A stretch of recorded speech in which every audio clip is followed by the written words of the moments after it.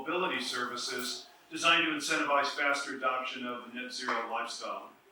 He previously was chairman and CEO of the HFM Group, a global strategic growth and capital consulting firm that spearheaded projects across a number of consumer, EV transportation, and technology categories and geographies. He also has extensive executive level experience in facilities management with multinational companies servicing accounts in a wide variety of industries. His technology roots are deep, dating back to his development of the world's first Bluetooth marketing product and city network, and executive role as solution sales lead at Honeywell. Richard is an advocate for driving sustainability for the businesses in which he operates, backed by a career supporting cross-sector sustainability initiatives on an international scale. A frequent industry guest speaker, he was also recognized as the CEO to watch for 2019-2020 by The Telegraph and Lloyd's Banking Group. Richard, a great pleasure.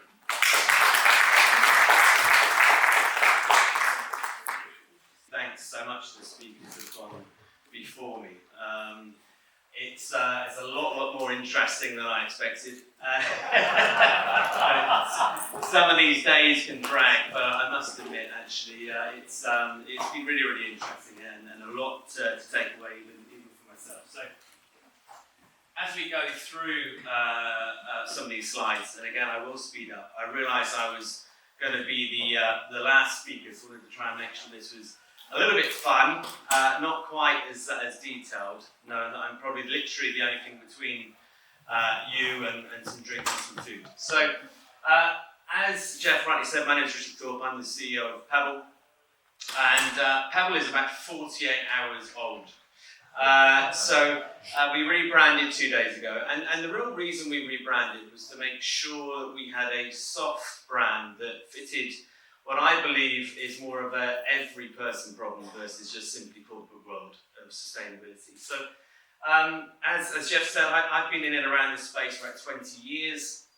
I first started my first business when I was 17 years old and scaled it up to sell when I was 25 years. And then went on to work with companies such as Honeywell and forming things like School of Sustainability in the UK, working with large corporate construction companies to make sure that we drive full sustainable supply chain to try and get to the end goal that we all hope to get to. So that path really drove me to a frustration. The frustration for me was that I would speak to so many corporates around the world, and sustainability really came as a bit of a tick box exercise. Many corporates would find a route to making sure they did just enough for them to look and feel like they were moving in the right direction. And my frustration was really seeing how can we find a solution that allows everyone to help deliver sustainability versus just simply the corporate sticking a box. So that gets us to where we are today. So the company has been around a long time. We've rebranded, as I've said, but I'll go through some of the main areas of what we're doing. So, as it says here, we're not concerned about the future sustainability. I think we're in a really good space. I think, as we've heard today from so many of the speakers, that the time really is now. We are in a difficult position, but we are probably in the best position to actually create real change, as opposed to simply talking about it. So we're not concerned. We think that we're part of shaping the change and making sure that we deliver the solution. So coming back to my first point, trying to make this a little bit more interesting than me boring you too much before you leave, is really showing you about what Pebble is about. And it's about making sure that the consumer, I think in our last talk, we really touched on consumer for the first time, was about the tenants and the properties. And we can play the game from a corporate level all we want, but actually we can create change with everyone. We hit big numbers and much quicker regarding sustainability. So we really want to create behaviour change. And how do we create behaviour change? In many cases, especially corporate, they don't want to change, it costs too much, CapEx is a complete problem. So therefore, we find a way of creating change where everyone is incentivised, the governments are doing it, countries are doing it. We're putting tax incentives in everywhere to make sure that people are incentivised. But how do we incentivise the normal day-to-day guy on the street to make sure that they are incentivised to create real change? and not just something that they read about in the papers. So we look at creating a incentivized platform via software that overplays at the moment current energy solutions such as electric charging, that will go into lots of other solutions that I'll demonstrate in a minute. So, we've been here before. These challenges that we see around the world are not new, and you'll see some of these things here. Literally 1952, the smog in London, we sat down and said as a world, we will fix this with technology. And this was the technology we created. It wasn't the perfect solution, but we still tried and tried to get a solution to make sure that we solved the problem. So as we move on again, 1945, we had the same issues. 1953, and again in 2021, where we saw the issues in Beijing. But again, the issues are that we never really find a true solution that will solve this. So the big issue, and I think enemy for sustainability, is scarcity. And scarcity and making sure that we've got enough of everything. If we really just look here at the current markets, I think it's quite interesting to understand. We know the markets is probably about the third worst it's ever been, but we are in a position where we can see the energy sector is probably one of the only areas that's actually on the rise. And that's for good and bad reasons, of which we all know. But also, obviously, we need to create good change. We need to create policy that creates and helps support good change. So, as we move forwards for this, the first time in human history, I believe we are in the best position at the moment to see a realistic change that can actually affect the future. Not like the past that I've just shown you here, but actually really create real change that doesn't mean we have to revisit this situation again, but learn to create a behaviour change from the ground up, not the top down. So, sustainable investment. This is one of the biggest things I think from a personal perspective that has really been changed. Being from a guy that was 17, looking for investors, had no idea what to do. Now we're in a market where actually the investment is there for sustainable business. Actually, they're crying out to invest in sustainable business, as long as that business is right. And you'll see here where it demonstrates that if it's just simply in the last 4 years, from 2018 to 2022, the volume increase in investors in this space.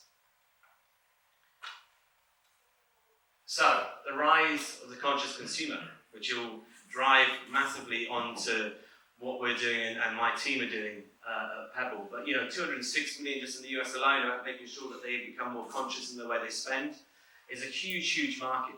And then we break that down, as you'll see on the right-hand side. But a big percentage, 75% of millennials, making sure that they would rather make this choice than others. And if we look back, actually at the last slide, a lot of those investors and age groups are very, very similar match to the conscious consumer. So as we start to understand that everyone wants to move in this direction, we have to then look at the marketplace of how we start to change behaviour.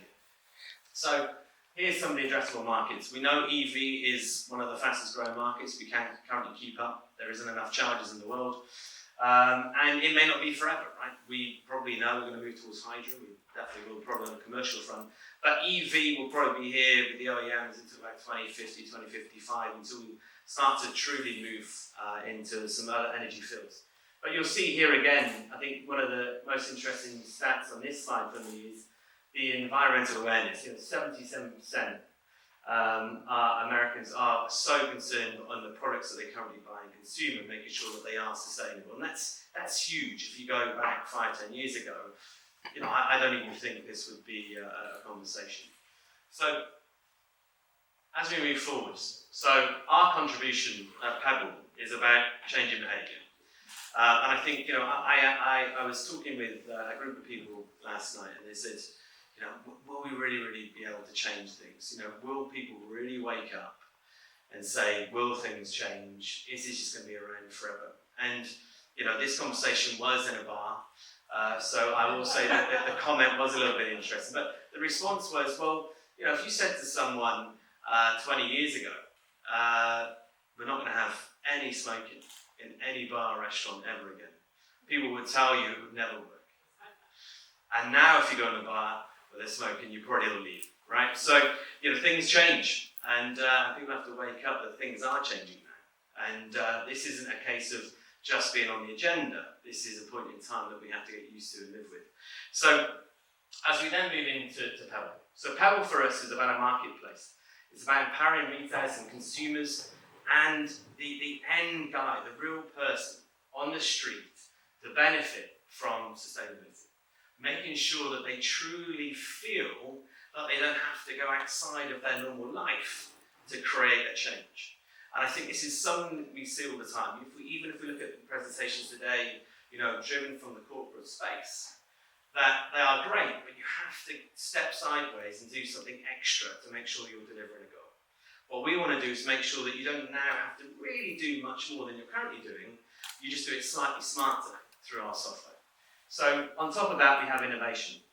So innovation, as we know, technology today is incredible and moving much faster than we realise. And some of the technologies that we are working with and my team are working with are really, really good. I mean, worlds above what we really currently know on the market. But when we start to put things like AI, blockchain, machine learning, proximity, and EV together, we create an ecosystem that can truly drive a data-driven change of behaviour that benefits the consumer.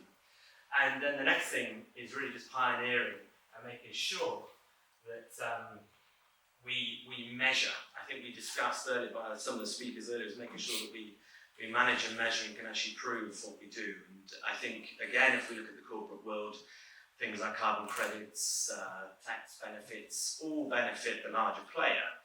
But actually, through our system, we can now fractionalise and make sure that this benefits the everyday user. And therefore, we, as consumers, actually create a much bigger net effect by working on ourselves versus allowing just the large employers to try and cascade this to all of us.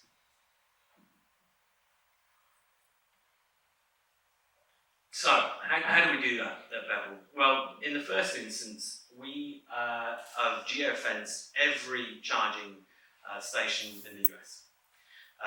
As you will hear by my voice, I'm not American, so we will be doing the rest of the world because it's not just America. But we're going to start here, right? Because we have a huge movement here, and especially in the state where I stand, we have adopted something much quicker than in most places. So it makes much better sense for us to kind of really push the traction that we already have. So we've geofenced all of the charges, and what we really do is then incentivize the user of those charges and all of our retail locations or QSR, quick sell retail locations, to push to their current consumers. So for example, we have customers such as Subway, and we'll have customers such as McDonald's, Burger King, Chick-fil-A, where you will then go into the establishment and you'll be able to download an app via the Wi-Fi that allows you to access the Wi-Fi completely for free.